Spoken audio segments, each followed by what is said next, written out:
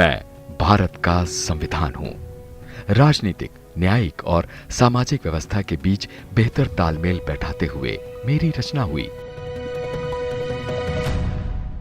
389 सदस्यों की संविधान सभा में देश की तात्कालिक परिस्थितियों, वर्तमान की जरूरतों और भविष्य की चुनौतियों को लेकर 114 बैठकों में हुए संवाद से मैं राष्ट्र सेवा में समर्पित हुआ। और इन बैठकों में भारत की नागरिकता, राष्ट्रमंडल की सदस्यता, अल्पसंख्यकों की पहचान, संविधान को मजबूत संरक्षक, केंद्र और राज्यों के अधिकार जैसे तमाम सवालों को उठाने वाले दमदार व्यक्तित्व थे। कन्हैयालाल मानिकलाल मुंशी। जब भी संविधान यानी मेरी बात होती है तो सबसे पहले जिक्र आता है मेरी प्रस्तावना का, जो देश की दिशा की ओर इशारा करती है। इस पर के.एम. मुंशी ने कहा था, संविधान की उद्देशिका इसकी राजनीतिक जन्मपत्री है। बकौल के.एम. मुंशी, उद्देशिका भारत को न केवल संपूर्ण संप्रभु राष्ट्र घोषित करती है, बल्कि संप्रभुता का केंद्र भी भारत के नागरिकों को घोषित करती है। उद्देशिका राष्ट्रीय आंदोलन के मानववादी लोकतांत्रिक आदर्शों को प्रस्तुत करती है। संप्रभुता की इस व्याख्या को सर्वोच्च न्यायालय ने मगन भाई ईश्वर भाई पटेल बनाम भारत संघ 1969 के मामले में स्वीकारा था। के.एम. मुंशी ने गणतंत्र के असल मायने बताते हुए कहा था कि भारत में कोई भी व्यक्ति हेड ऑफ स्टेट बन सकता है, जिसे निश्चित व्यवस्था के तहत चुना जाएगा।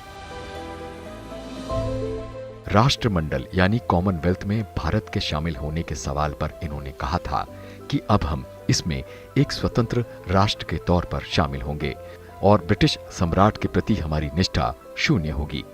दूसरी ओर राष्ट्रमंडल के साथ जुड़े रहना सुरक्षा के नजरिए से बेहतर रहेगा। नागरिकता के प्रश्न को इन्होंने सिर्फ 5 शब्दों में सुलझा दिया था। नागरिक कौन? इसके जवाब में मुंशी ने कहा था, जो भारत में जन्मा हो। साथ ही ये भी प्रस्ताव किया कि संसद नागरिकता के संबंध में समय और परिस्थिति के हिसाब से कानून बना सकेगी। इन्होंने SC/ST को अल्पसंख्यकों के दायरे से बाहर निकालने की अपील करते हुए व्यवस्था दी थी कि दोनों ही हिंदू समुदाय का अभिन्न हिस्सा हैं। इन्होंने ये भी साफ किया था कि उन्हें संसद और विधान मंडलों में वंचित होने के चलते आरक्षण दिया गया है, न कि अल्पसंख्यक होने के चलते। राज्यपालों के सीधे जनता द्वारा चुनाव पर के.एम. मुंशी ने कहा था कि ये उचित नहीं होगा, इससे टकराव बढ़ेगा, पार्टियां अपने कमजोर नेताओं को खड़ा करेंगी, जिसके चलते संविधान को एक मजबूत संरक्षक नहीं मिल सकेगा। इस विचार को मान लिया गया। न्यायाधीशों को सेवानिवृत्ति के बाद किसी भी लाभ के पद पर नहीं रहना चाहिए। ऐसा करने से वो अपना काम ईमानदारी से कर पाएंगे। उनके इस प्रस्ताव को भी स्वीकार किया गया था। संसद और सरकार की शक्तियों के संबंध में मुंशी ने चेतावनी भरे लहजे में कहा था कि अगर कार्यपालक शक्तियों में संसद का दखल रहा तो सरकार पंगु हो जाएगी। के.एम. मुंशी ने राज्य और केंद्र के बीच अधिकारों के स्पष्ट विभाजन की मांग उठाते हुए कहा था कि अगर ऐसा करने में देरी की गई तो टकराव होने की सूरत में न्यायालय उलझन में पड़ सकते हैं।